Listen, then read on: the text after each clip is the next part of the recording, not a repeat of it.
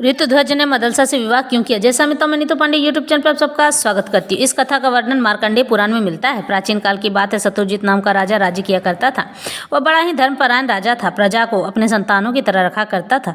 उसी धर्मनिष्ठ राजा का एक पुत्र था। उसका नाम ऋतुध्वज था। राजकुमार ऋतुध्वज बहुत ही ज्ञानी, अच्छे गुणों वाला, प्रिय वचन बोलने वाला, गाय और ब्राह्मणों की सेवा करने वाला, बड़ा हो छोटा, अमीर हो या गरीब, सबका सम्मान करने वाला एवं मीठे वचन बोलने वाला था। लोग मोहित होकर राजकुमार के पास आ ही जाते थे। तभी एक दिन दो नाग राजकुमार ऋतुध्वज के व्यवहार से प्रसन्न होकर रोज ब्राह्मण का वेश बनाते और राजकुमार के साथ खेलने चले आते। ऋतुध्वज ब्राह्मण का पुत्र समझकर उनका बहुत आवभगत किया करते थे। तब नागराज ने दोनों राजकुमार से पूछा कि दिन भर तुम दोनों नाग लोग छोड़कर कहाँ चले जाते हो? तो दोनों राजकुमारों ने ऋतुध्वज की मीठी वाणी और आवभगत की बात बताई। तब नागराज ने कहा कि नागकुमारों, परोपकारी राजकुमार को तुम चाहो तो धन मुद्राएं दे आओ। तब राजकुमारों ने कहा, जो रत्न आभूषण राजकुमार के पास है, हमारे पास वैसा कुछ भी नहीं है पिताजी। परोपकार का फल तो परोपकार ही होना चाहिए ना, और इनकी मित्रता यूं ही चलती रही। फिर एक दिन राजा शत्रुजित के पास ऋषि गालव आ पहुंचे और पाताल केतु राक्षस के बारे में राजा शत्रुजित को बताया। इंद्र ने एक अश्व दिया था ऋषि गालव को, जो हवा में उड़ सकता था, और राजा शत्रुजित ने अपने पुत्र ऋतुध्वज को यह बात बताई और ऋतुध्वज महर्षि गालव के यहाँ पर आश्रम में गए।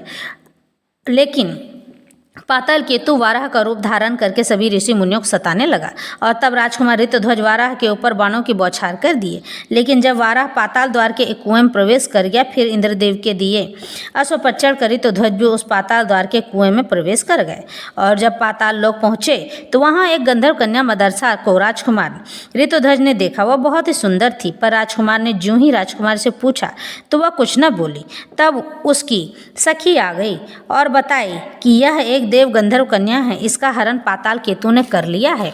जब यह आत्मदाह करने के लिए गई तो कामधेनु गाय ने आकर कहा, जो पाताल केतु का वध करेगा और पाताल पहुंचे वही पुत्री तुम्हारा वर होगा, जो कि वह राजकुमार ऋतुध्वज ही था। और जब उसने पाताल केतु को देखा तो अपने बाणों से वध कर दिया।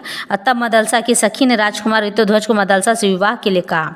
तो राजकुमार ऋतुध्वज बोला कि मैं बिना अपने पिता की आज्ञा लिए कुछ भी नहीं करता। तब मदलसा और उसकी सखी पृथ्वीलोक पर राजा शत्रुजित के पास गए। वहां राजकुमार ने मदलसा को अपने पिता से मिलवाया।